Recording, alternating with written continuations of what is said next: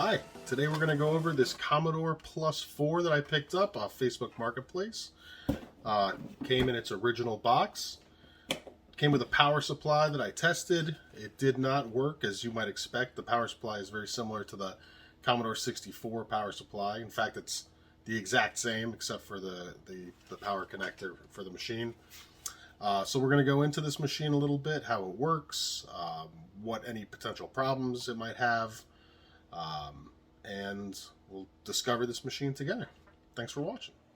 I haven't turned this machine on yet. I tested the power supply, which of course is giving bad voltages.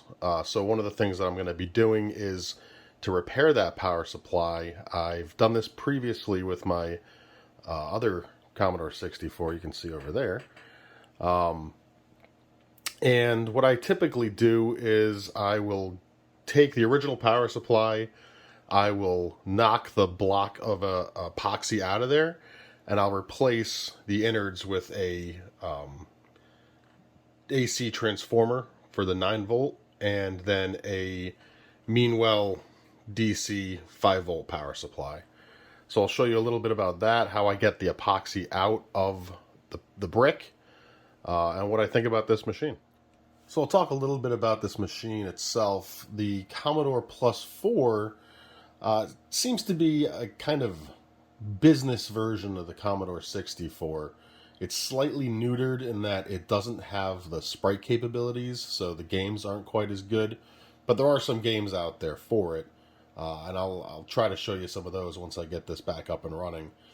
As you can see from the box there, it comes with a number of included programs: this word processor, spreadsheets, a graphics program, and data management program.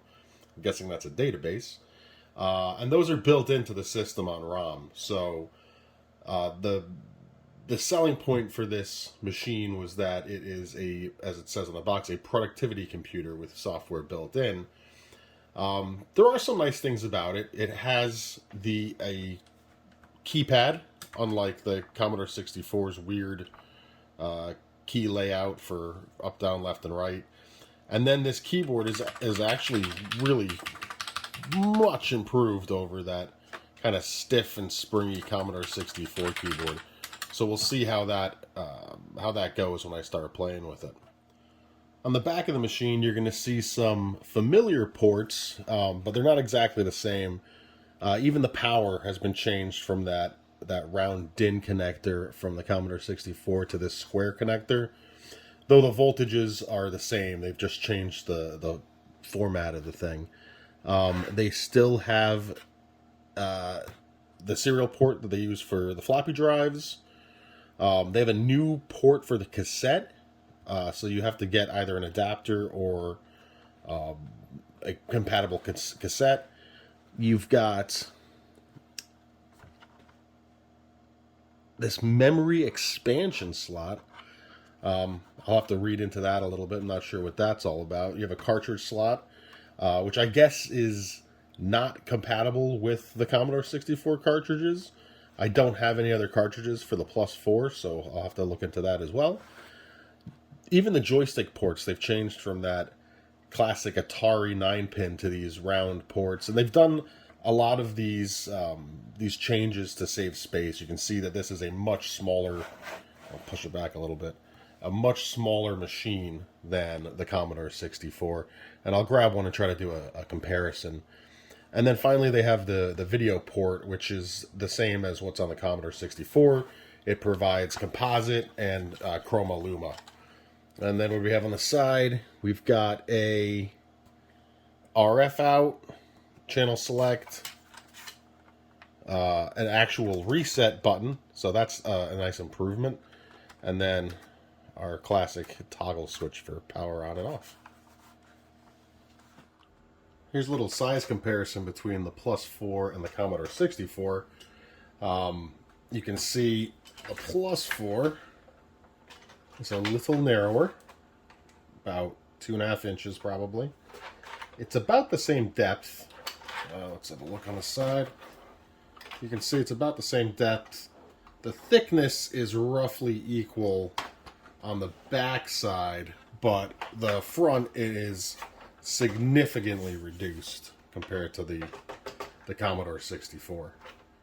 So with these power bricks, what you need to know is inside there, all of the electronics are encased in epoxy, which is called potting. And I guess that was to help with the heat. These things were, I guess, notorious for overheating. They are notoriously prone to fall in their old age. I think almost every single one that I've got, I've had a fair few Commodore 64s now. I think that almost every single one has been bad when I've got it. So I've done this to a couple of these now. What I've done already is I've taken the bottom off of this power supply, and you can see the bottom right here. They're these little pegs that are embedded into the epoxy. So what you need to do is you need to take a thin blade or a really thin flathead screwdriver and work your way around. There's actually little clips. Let's see if we can see them. These little clips here that hold it in, as well as being bonded to the power supply with the epoxy. So once you pop this off, you get to the epoxy within the power supply. The next thing that you're going to do is you're going to carefully knock this epoxy block out, and if you follow the right technique, it'll come right out. The whole thing will pop right out, and then you can reuse these cables. So when you're done, this power supply should look like an authentic Commodore power supply, but with brand new components. Some of the components that I'll be using: this transformer, that's going to bring it down from 110, 115 to our 9 volts AC. And then we're going to use this Meanwell DC power supply that gives you 5 volts. Take a look at this. And I think these on Amazon together cost me less than $20, I want to say. Maybe I'll try to put the links in the description to the items that I purchased. This is the little AC to AC transformer, and both of these will fit nicely in there. You know, you kind of tuck these in on weird angles, but they all fit. I'll show you one that I did previously for my Commodore 64 that's been working for well over a year at this point with no problems. It gets slightly warm, doesn't get too hot, and it provides a pretty consistent voltage for the machine. Okay, sorry about the bad lighting. I'm here in my basement on the floor, and this is kind of how I normally get these epoxy blocks out of the power supply. So as you can see, I've taken the bottom off, and what I'll do is I'll rest one of the edges onto the side of a piece of 2x4, just very carefully right on the edge of the plastic, and I will literally whack it.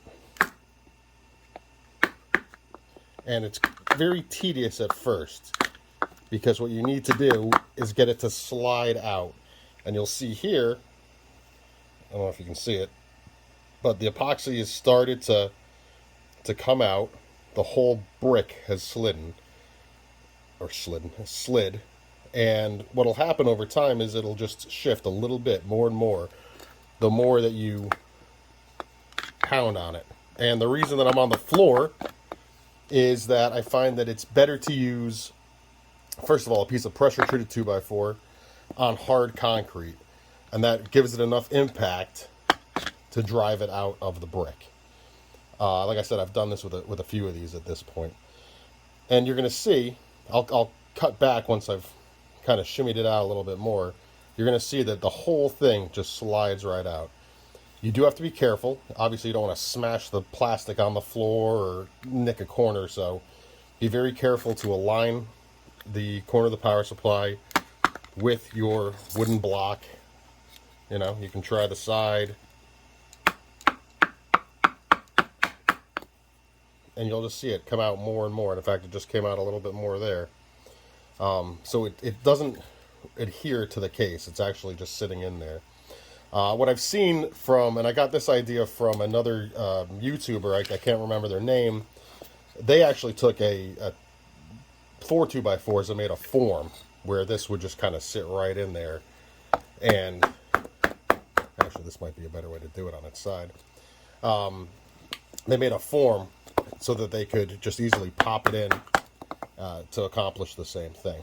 So if I can find out who that is, I'll link it in the description.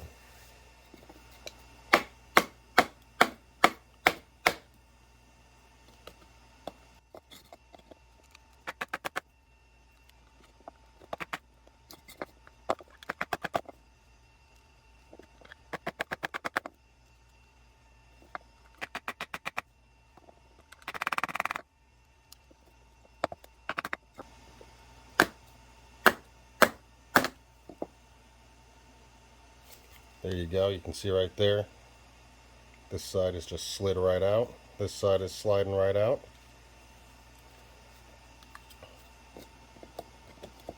And it actually makes it easier once you can catch a lip on the side of the wood. It makes it much easier because then you can line it up a lot better on the wood.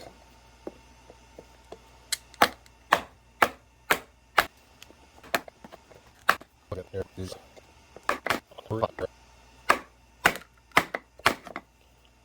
Oh yeah. So now it's really popping out. You can see right there. And yeah, it is better to use the 2x4 piece on its edge. And it's definitely better to have a small piece, maybe a little bit bigger than the power supply. And again, pressure treated wood on concrete I find works the best for this.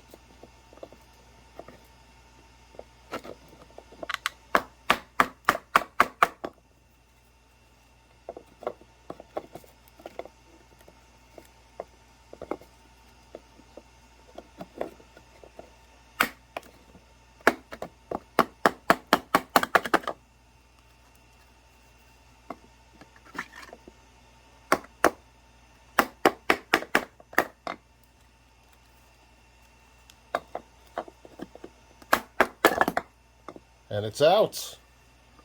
There we go. Let's have a look. There's the case.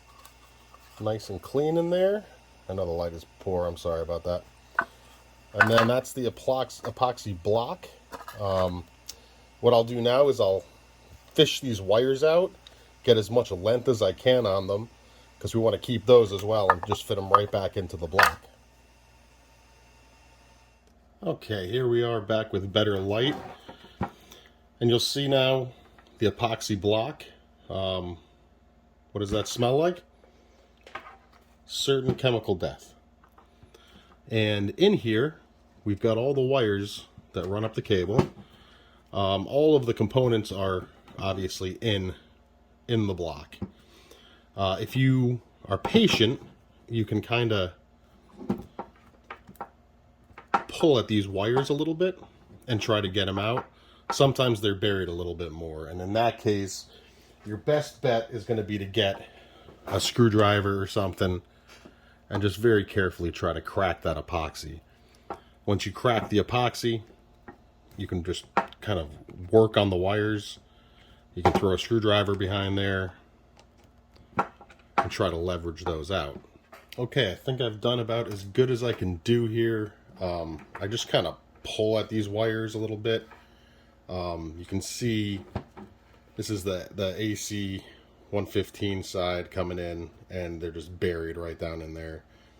The ground wire, they've just separated that cable, and those are the 3 wires. We're just going to snip those. And then on the other side that feeds the Commodore Plus 4, we've got the ground AC lines and DC line. I've pulled the shielding off of this one, so not to worry. We'll put a bit of shrink tube on there, and this should be perfectly usable.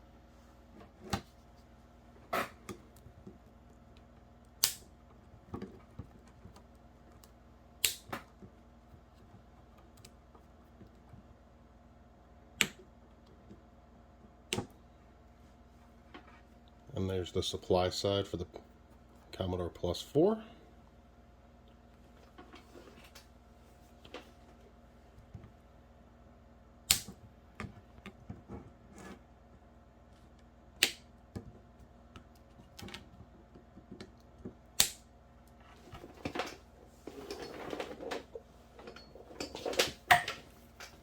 And there is the 115. And there is a large paperweight. So this is the Jameco Value Pro TR4820-91-R power transformer. This is from Amazon. This is about slightly under $12 on Amazon. You'll see the wiring diagram here, and you'll see it can take 115 or 230 volts AC in, and then out is obviously the 9 volts AC. And when wiring up a transformer, if it's got these multiple taps on the primary, what it means is that if you were to put in, if you wanted to support 130, you could wire up 1 and 3, 230. You could wire up 1 and 3. We're just going to wire it up for 115, so we just need 1 and 2 or 2 and 3. What you have here is the white is the center tap, and red and black are going to be your primaries. So we're just going to go with black and white, and that will give us our 115 in. And then on the output, you have another center tap here. You'll see you've got 2 blues and a black. If you were to look between one of the blues and the black, you're going to get roughly half of what this is designed for, so 4.5 volts. And if you go blue to blue, which is what we're going to do, you're going to get your 9 volts AC. So what we're going to have to do is take these lines for the AC in, join them together to the transformer and to the DC power supply. And what I like to do is to kind of shrink wrap and to wire nut these things. Shrink tube and wire nut. The space in the shell itself is tight, but you can see there's 2 little compartments, and I normally end up putting the AC to AC in one side, and then I'll angle in the Meanwell supply on the other side, and we'll figure this out when I start wiring it up. But it normally just slides right in there. Let's see, that's very tight. I might have to clip some of the pieces off in the middle. But yeah, the wiring is definitely tight in here. But I've made it fit before, we'll do it again. So now I'm just cutting some wire to get from the, I'll leave this in the frame, to get from the power leads, which are quite small.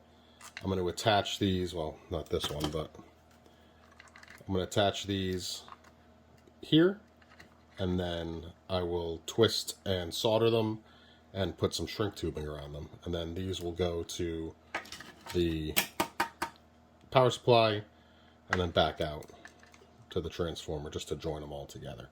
And there we are, the 3 extension wires on our original cable. And now I will attach a fuse to this to protect the power supply. So if we have any kind of over voltage, the fuse will blow and it'll protect the computer. This is the power supply that I did previously, or one of the power supplies that I did previously. And what you'll see, you know, it's a little bit loose here because I broke one of the clips, but if you're careful with the clips when you're disassembling it, and you can see here I'm just kind of popping this screwdriver into pop those clips again. If you're careful, the whole thing will just pop back together. If you want to, you can epoxy it. If you're not worried about opening it again, or if your clips have been broken. But if not, there we go. And you can see same parts as I've got this time. I'm not sure why this is not fitting in as nicely. Maybe I cut that last time. I cannot remember. But yeah, so hopefully it's about as clean as this next time. And this has been running, I mean, non-stop for a long time. I just leave that kind of plugged in the whole time.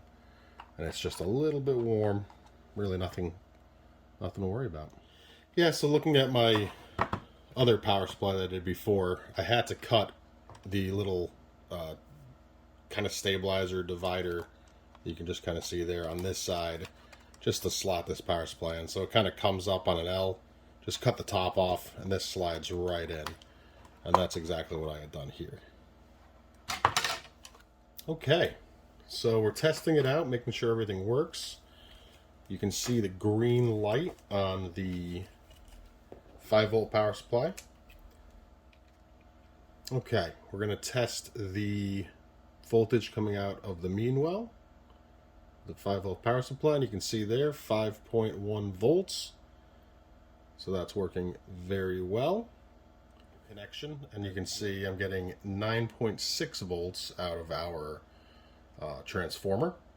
So that should be good. So here we go. This is the entire power supply now. I know the wires look a bit messy. You just kind of gotta put them in where you can. But the next step is really just to test this. Put the lid back on. And then we should be all set. So I'm going to go ahead and test this and make sure that, okay, we've got it plugged in again. I'm testing the 9-volt here. You'll see 9.54. Now let's move it over to, take these off, move it to DC. And there's the 5-volt rail, 5.1 volts DC. Looks good to me. And you can see, just like my other power supply, and I had to remove one of these pins. You can take them all off if you want. Because I removed it nicely, it just snaps right back on. Everything stays put. Again, you could epoxy or glue that back in place, and that would work out just fine.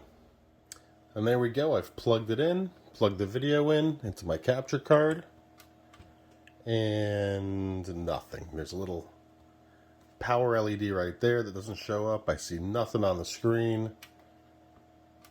No flicking. Nothing. So, this video will have to turn into a repair of this Commodore Plus 4. Alright, so far so good. So what I've done here is I've taken the motherboard out. Took this thing apart to try to diagnose it a little better. A few things about this machine. Just like the Commodore 64, you get this shield that gets soldered to the motherboard. You can see right here, and it's a real pain in the butt to take off. But I always like to keep all the parts as best intact as I can. So I'll keep that. I'll put it back on when I put the machine back together. Sorry. There's not much else to this. This is the bottom of the case.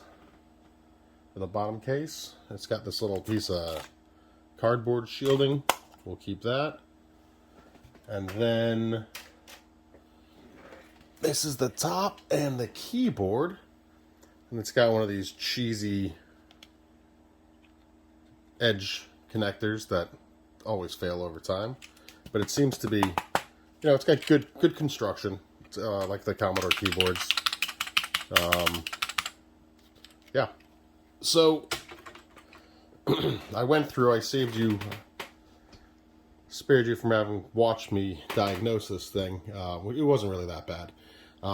It actually turned out to just be the the power switch. The way that this switch works is it sits over a little metal toggle switch, and there's a little cup inside the plastic switch part. I think it just slipped out, so it was just kind of flopping a little bit. It felt like it was moving, but it really wasn't. So I just had to take it apart to test continuity on the bottom. Looks like everything's good. I'm going to try it again outside the case right now and see what happens.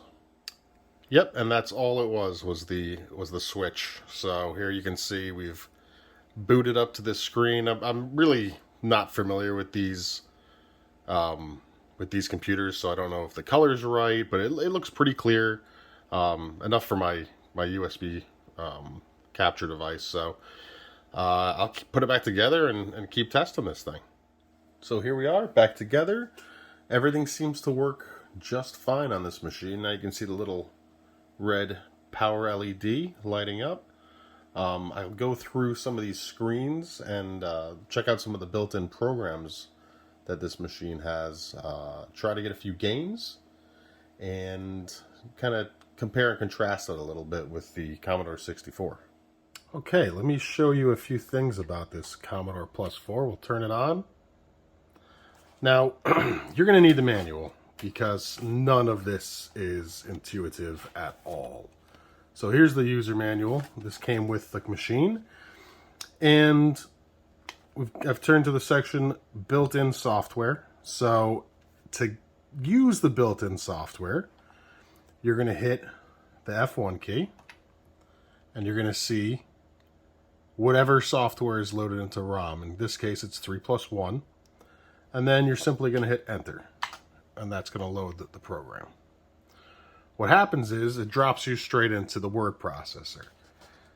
You now need the integrated software manual to figure out how to do the rest of this. And we're in the word processor, so I can do some typing. Oops. Hello, everybody. Good Lord. And you can see the Plus 4 has uppercase and lowercase character sets, so that's nice. It's got a fairly decent little word processor here. If I just type a few more lines, you can see I can actually go back with the arrow keys. You can go page over. So it's got some features. I'm not going to get into all of them right now. I don't know them all. I have to go through this beefy manual to find them all. So the next application that we're going to try is the spreadsheet. And to do that, it says you hit the Commodore and C for command, and that gives you this W prompt. There, we're going to type TC, which stands for to the calculations. Very intuitive. And there we go. We are on the spreadsheet. Wonderful. Next, let's try whatever the next application is. Zooming through this manual here. What do we got?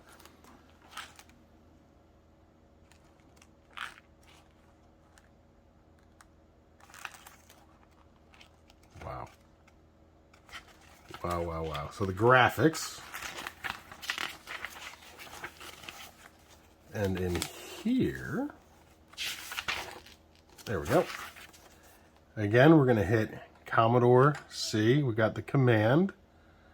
And we're going to hit, nope, map the graph to the word processor. So type map return. GR is the graph command. Well, that's done nothing for me. So clearly I need to read more of this manual, which I'm not going to do now, so there you go. Okay, we're going to try one of the simple Plus 4 programs that's in the user's manual here. I'm going to reset the machine. There we go. Oh, and everyone knows this gem. So 10, print, Plus 4.